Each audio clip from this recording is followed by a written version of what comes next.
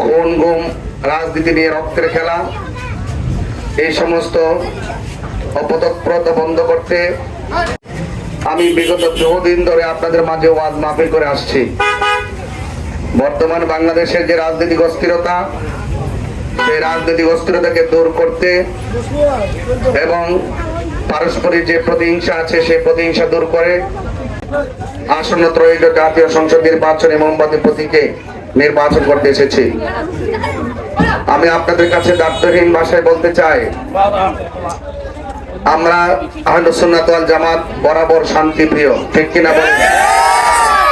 স্বাধীনতার পর থেকে পর্যন্ত একমাত্র আমরাই প্রমাণ করেছি এই দেশে একমাত্র শান্তিপ্রিয় দল আহলে সুন্নাত ওয়াল জামাত। আমার ভাইয়েরা, আপনার বয়স কত আমি জানি না, যদি বয়সটা হয় 70 কিংবা 80 বছর ইতিহাসে কি দেখেছেন আল্লাহর ওলির মাজার ভাঙতে?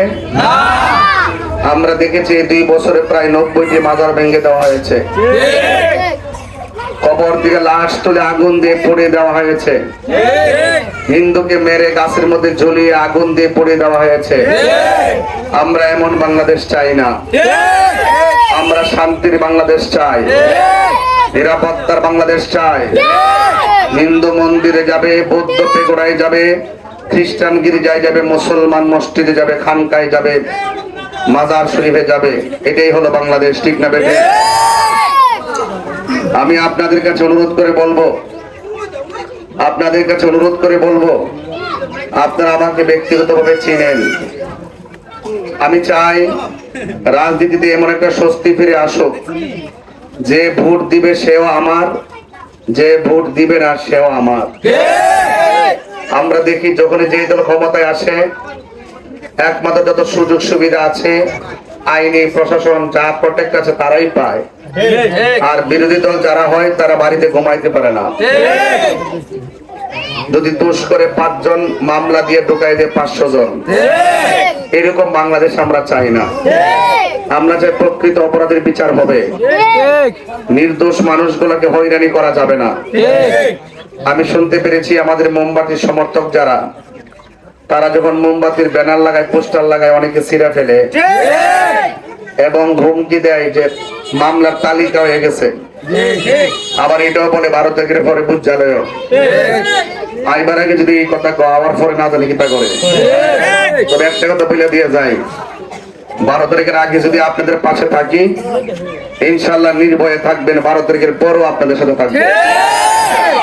আমার শক্তি জনগণ, দেওয়ার মালিক কারা? এই জন্য রাজনীতি আমরা করব, কিন্তু রাজনীতিতে কোনো প্রতিহিংসা করবো না। মোমবাতি প্রতীকে ভোট দিবেন। মা বন্ধুকে বলবো, মা আপনারা আমাকে দোয়া করবেন। আমি অনেক ওয়াজ মাহফিল করি, আপনারা শোনেন। আমি আজকে মোমবাতি প্রতীকটাকে আপনাদের কাছে আমানত দিয়ে গেলাম। 12 তারিখে 12ই ফেব্রুয়ারি ব্যালটের মাধ্যমে আপনারা প্রতিদান দিবেন।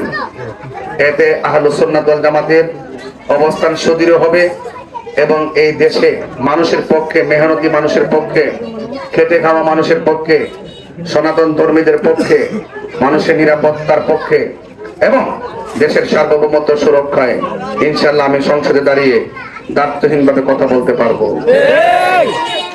সবাই ভালো থাকবেন, সুস্থ থাকবেন, আমার জন্য দোয়া করবেন। আসসালামু আলাইকুম ওয়া রাহমাতুল্লাহি ওয়া বারাকাতুহু।